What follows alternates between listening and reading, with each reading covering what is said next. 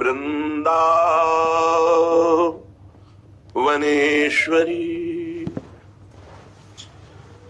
तवैव पदारविन्दम् प्रेमामृतैकमकरन् रसौघपूर्णम् हृद्यर्पितं मधुपते स्मरतापमुग्रम् निर्वापयत् परमो शीतलमाश्रयामि परम शीतलमाश्रयामि।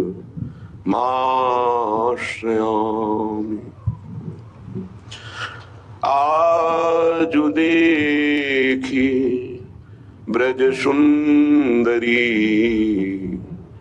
मोहन बनी गेली ब्रज सुंदरी मोहन बनी केली अंश अंश बाहुदे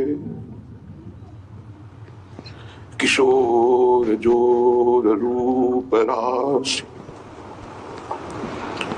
मनोतमाल रुझी रही सरस कनक बेनी मनोतमाल अरुझी रही सरस कनक बेली अंश अंश बाहुदय किशोर जोर रूप राशि मनोतमाल अरुझी रही सरस कनक बेली। आज देखी ब्रज सुंदरी मोहन बनी केली नवनिकुंज भ्रमर गुंज मंजु घोष प्रेम पुंज गान करत मोर पिकन अपने सुर शोभेली मदन मुदित अंग अंग बीच बीच सुरत रंग बीच बीच सुरत रंग पल पल हरिवंश विवत नैन चसक झेली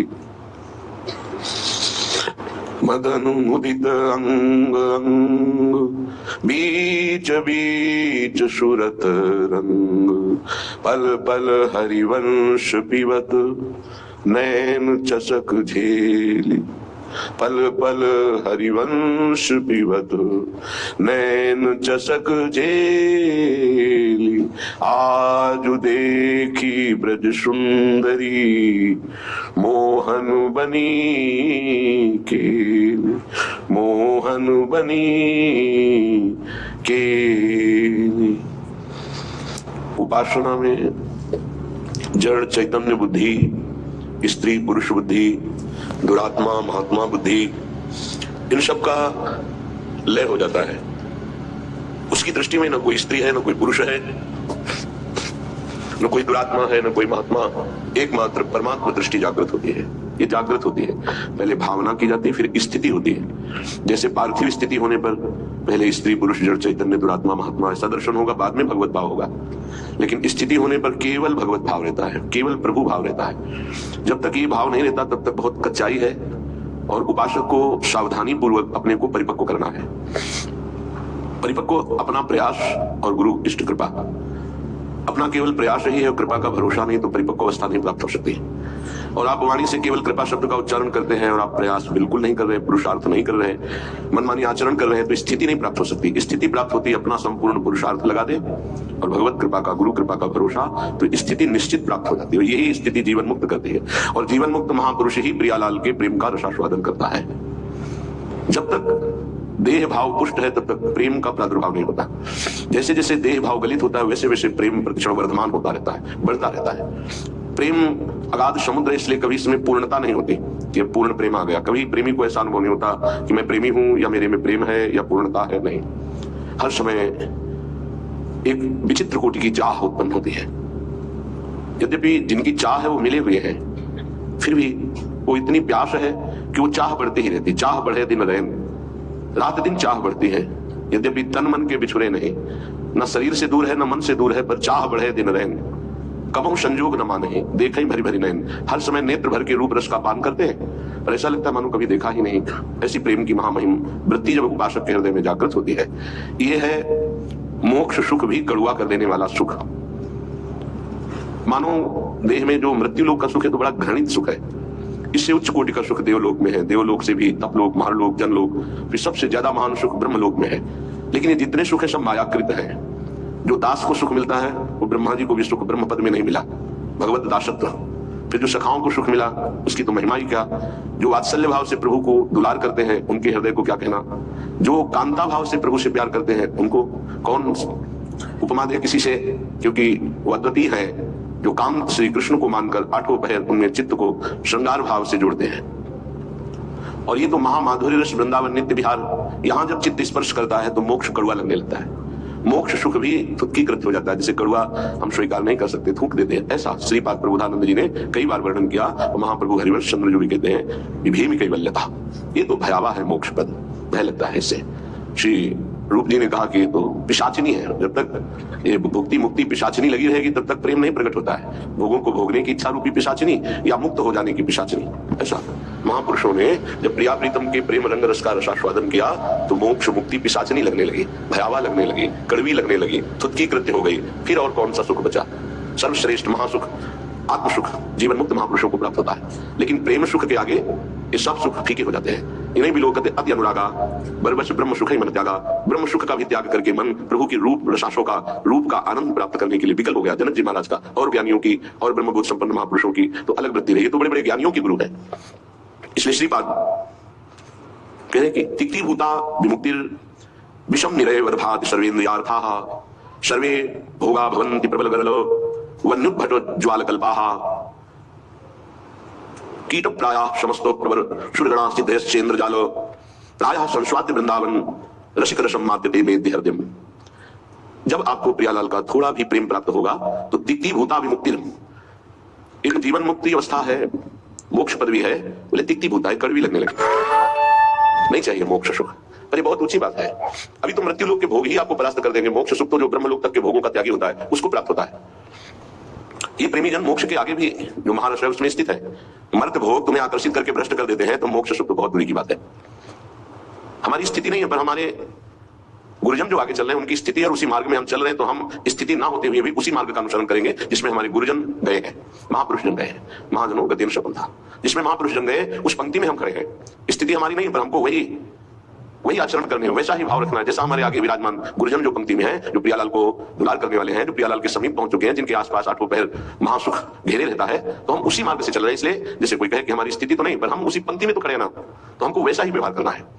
इतना बड़ा त्याग किसी और की सामर्थ्य नहीं, सिर्फ प्रेम की सामर्थ्य है जो मोक्ष सुख का भी त्यागी बना दे, और ऐसा त्यागी कि पुनः उसकी इच्छा ही कभी न हो। तिक्ति भूता विमुक्तिर, मोक्ष पदवी कड़वी लगने लगती है। श्रीपाद कह रहे हैं विषम निरयवद भाति सर्वेन्द्रियार्था, निरय कहते हैं नरक को, और जितने भी भोग हैं ये विषम है, ये एक रस नहीं है। आज कामना जितनी बड़ी हुई तो भोगो, तुम्हें अच्छा लगेगा, फिर भोगो, तो मन कहने लगेगा इस शरीर में नहीं उस शरीर में देखो, इस भोग में नहीं उस भोग में, इस वस्तु में नहीं उस वस्तु में। इसका मतलब हमको केवल भुलावे में डाला जा रहा है, सुख नहीं है। लिखा विषम निरय वदभाति सर्वेन्द्रियार्थाः, इंद्रियों के जितने भी भोग हैं ये सब नरक प्रदान करने वाले हैं, इनमें किंचन मात्र सुख नहीं है। श्री कृष्ण चंद्र जी ने गीता जी में कहा दुख योनयः, अर्थात केवल ये दुख प्रकट करते हैं। पक्की बात है, सच्ची बात है। अज्ञान के कारण आपको ऐसा लगता है कि इंद्रियों के भोग कर मैं सुखी हो रहा हूं, लेकिन सत्य विषय यह है कि जब उनको भोगो तो अंदर से आता है कि जो मैं चिंतन में सुख प्राप्त कर रहा था वो तो है ही नहीं। बड़े बड़े भोगियों को घृणा होने लगती है, पर वो घृणा दूसरी तरह की होती है, वैराग्य नहीं होता। उस शरीर से नहीं दूसरे शरीर में, उस शरीर से नहीं तीसरे शरीर में, ऐसे वो भटकता है। और जो विवेकी होता है वो संपूर्ण भोगों से नरकवत अपना पिंड छुड़ा लेता है। इन भोगों के भोगने में तुम्हारा चिंतन प्रधान है और कुछ नहीं। ध्यायतो विषयान पुरुषास संघर्ष देशु उपजायते, यदि तुम विषय चिंतन न करो तो किसी विषय में सुख नहीं है। तुम्हारा जब एकांत में चिंतन बनता है तब वो तुम्हें चिंतन के कारण सुखानुभूति होती है, ना कि उस विषय में सुख है। जैसे एक कुत्ता सूखी हड्डी लेकर एकांत में भागता है कि मेरे सुख को कोई छीन न ले, और जब चबाता है तो उसी के गलफरों से रक्त स्राव होकर हड्डी में दिखाई देता है, उसको लगता है इसमें रस है, इसमें पावर है, कुछ नहीं। ऐसे ही अज्ञानी पुरुष के द्वारा समस्त भोगों के भोगने का जो चिंतन है वही चिंतन उसे सुखानुभूति कराता है, ना कि भोगों में। नहीं तो भगवान की आज्ञा मानो, अनन्य चिंतयन्तो माम, केवल भगवत चिंतन हो। फिर हमको परिणाम बताओ कौन सा भोग तुम्हें सुख प्रदान करता है, घृणा हो जाएगी। ये भगवत प्राप्त महात्मा कह रहे हैं, इनके वचनों को मानना चाहिए, अनुभव में नहीं उतरना चाहिए। ऐसा दलदल है भोगों का कि आज तक कोई अनुभव करके नहीं निकला है। जब निकला है तो रो के असंतुष्ट होकर के ही छोड़ा है। कभी कोई ऐसे भोग नहीं छोड़ पाया कि बहुत होगा, हमें तृप्ति हो गई, अब मैं जा रहा हूं भगवान की शरण में। ऐसा कभी नहीं हुआ, एक भी नहीं हुआ। चाहे जितना बड़ा सम्राट हो, चाहे जितना भोग बाहुल्यता हो, रोया, पश्चाताप किया और असंतुष्ट होकर, अतृप्त होकर त्यागा। वही बात आज है आपके हृदय में कि आप अतृप्त हैं, भोगों से असंतुष्ट है, तो अनुभव के लिए मत जाइए। गुरुजनों की, महापुरुषों की बात मान लीजिए और उसका चिंतन छोड़ दीजिए। बस खास बात है, तुम्हारे को अगर कोई परेशान करता है तो तुम्हारा चिंतन परेशान करता है।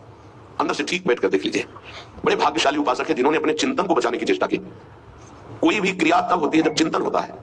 ये बहुत सिद्धांत है, भगवान के वचन है। ध्यायतो विषयान पुंसास संगस तेषु उपजायते। जब हम किसी विषय का ध्यान करते हैं, चिंतन करते हैं, मनन करते हैं, तो हमारे अंदर उसके भोगने की इच्छा प्रकट होती है। चाहे वो कोई खान पान की वस्तु हो, पहनने ओढ़ने की वस्तु, ये सब भोग के अंतर्गत आते हैं। सर्वेंद्रियार्थाः, समस्त इंद्रियों के अर्थ भोग अलग अलग है। श्रवणेन्द्रिय, घ्राणेन्द्रिय, नेत्रेन्द्रिय, त्वगेन्द्रिय, वाकेन्द्रिय, हस्तेन्द्रिय, पादेन्द्रिय, जनेन्द्रिय, गुदाइन्द्रिय, ये सब इंद्रियां हैं। 5 कर्मेंद्रियां हैं और 5 ज्ञानेन्द्रियां हैं। इनका मुखिया मन, ये 11। इनका काम ही है जगत के भोगों में चिंतन लगाना। बहुत सूक्ष्म विषय प्रार्थना है, संतों के अनुभूत विषय है। चिंतन किसी विषय का ना हो और फिर कोई भोग भोगो, बिल्कुल 100 में 100% आपको सुख नहीं मिलेगा। और ऐसे महापुरुषों का जो चिंतन भगवान में स्थित है, प्रियालाल में स्थित है, उनके लिए कहा गया वो विषयान ग्रहणंत मुंचंत, कोई फर्क नहीं पड़ता। विषय सेवन में, पाप कृत्य में, पुण्य कृत्य में अंतर से देखा जाता है कि उसको बराबर 5 व्यक्ति बराबर वही क्रिया कर रहे हैं, चाहे वो पाप की हो या पुण्य की हो, लेकिन पांचों का फल अलग अलग हो सकता है। एक का राग नहीं है, बिल्कुल केवल क्रिया है, बिल्कुल राग नहीं है, बिल्कुल नहीं बनेगा, उसका हर कर्म अकर्म हो जाएगा। एक है बहुत कम राग है, उसको बहुत कम